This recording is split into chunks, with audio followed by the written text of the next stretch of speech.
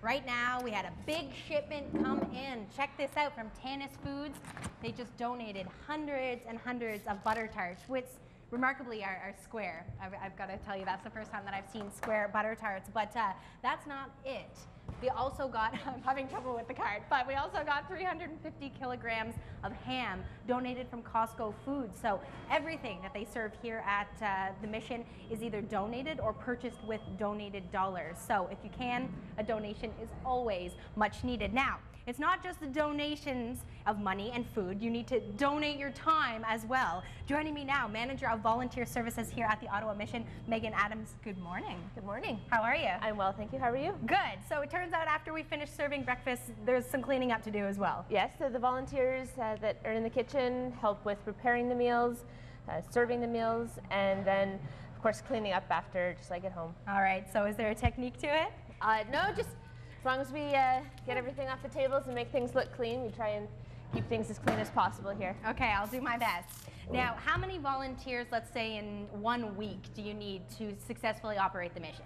Well, in all of the different departments, we've got volunteers that help out in so many different ways. There's about 250 people that'll come through our doors to help out, and that's not including groups that'll come in and help volunteer as well. Okay, so what kinds of things are people helping out with? We've got, aside from the kitchen, where a majority of our volunteers are, we have volunteers that help with social activities in the evenings. We have volunteers that are in Stepping Stones Learning Center as tutors, in the laundry room, helping fold the sheets, sorting donations that come through, so all sorts of different ways that they can contribute. So many moving pieces. And it's interesting because, I mean, the shelter's been open since 1906, right? Yes.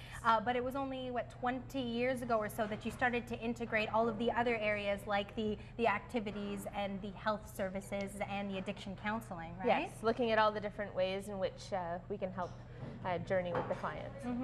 How many different people do you get coming through the doors on an average day at the Mission?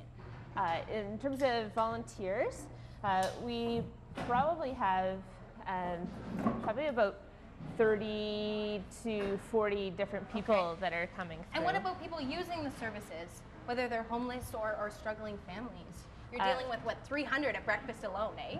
Yeah, just alone, and then we have individuals that'll come to chapel services through some of the community meals that we offer, and then we'll have hundreds that go through the doors between the health clinic, especially in the winter times, client services, accessing the different services that we have there, the addiction programs, like the day program as well. So, would you be able to operate without volunteers? Absolutely not.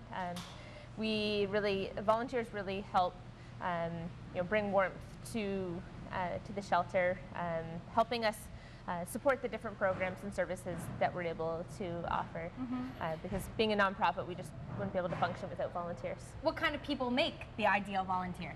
Well, obviously, given the number that we have, reliable volunteers, but we're also looking for volunteers that are compassionate, non-judgmental, and that just want to give back to the community. We have quite a range of demographic in our volunteers. And I mean, I know I've only spent a couple hours with you this morning, but it's not what I expected. I think that you think of a mission and you expect a certain type of person to walk through the door, and it's people from all walks of life, and it's touching almost. Yeah, I get that a lot from the volunteers too. Yeah, that it's a lot cleaner than they expect.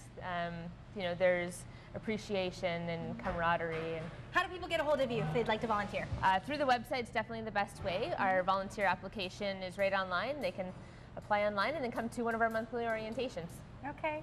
So now, as I mentioned, it's not just volunteers that are needed, but also donations, whether it is food or, if you can, a little bit of money. So you can head to the website to make a donation there, or you can text the word meal to 45678, and that will make a $10 donation to the Ottawa Mission. However, we're not done here. There is more preparation to do for the gigantic Easter meal that will be offered here on Monday. So stay with us. That's coming up later in the show. After the break, we will join up with Cheryl from Chin Radio.